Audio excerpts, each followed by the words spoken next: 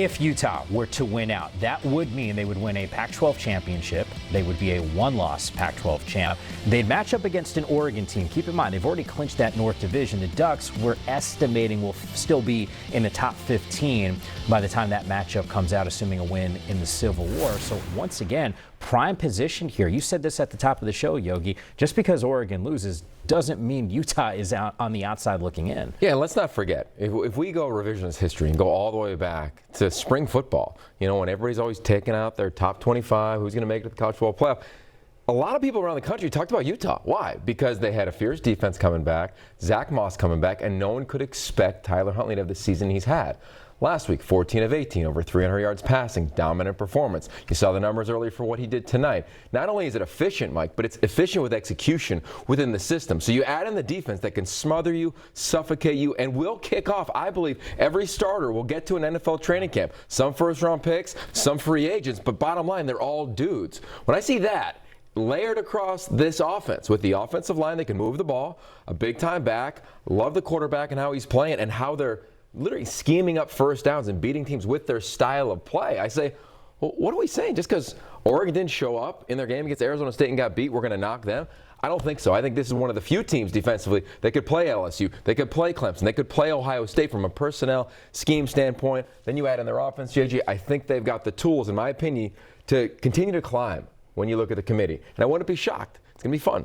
What happens with them in Alabama? Bama played nobody. That was an embarrassing game today for all of college football, let alone them. Utah played and dominated. So what do? How do they value it?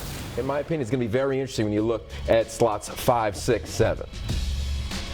If you, JJ, you've been around college football, you've been around the game your entire life. When you watch Utah play, how do you think they would match up against some of the premier teams in the country? I do think they match up favorably because the inside out, their offensive line is dominant, their defensive line is dominant. They control the game, and I think anytime you control the game, you have an opportunity to win the game.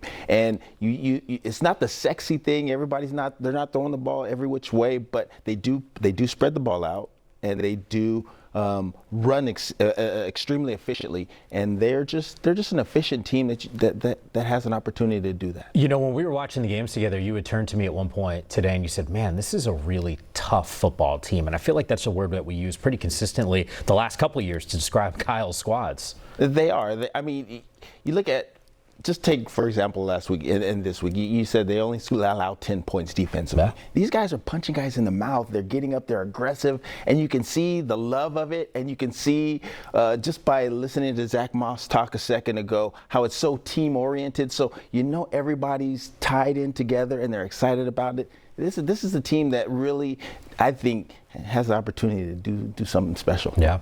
Yeah, I agree with you there. And here's the reality, though, right? Teams are going to come out and say, well, Utah, yeah, they look the part. Yeah, they might kick guys in the league, but who have they beaten, right? And if they do run the table and do play Oregon, their Oregon will be, to me, 12 would be the worst they'd be ranked in the CFP. And I don't think they'll slide further than 10 when you look at where teams are, what the history would say to us. But regardless, they would beat a ranked team, ranked in the top 12 at worst, we'd imagine, in the college football playoff rankings. And they'll compare them to Alabama. Alabama has no ranked wins. They have no ranked wins. A&M, they haven't been impressive, right? So they'll get a ranked one potentially against Auburn, but they would only play 8 conference games. So to me, that's going to be a natural argument. That's fair, but let's not forget the resume of the other team. Not the historicals of Alabama, but the reality of the 2019 season.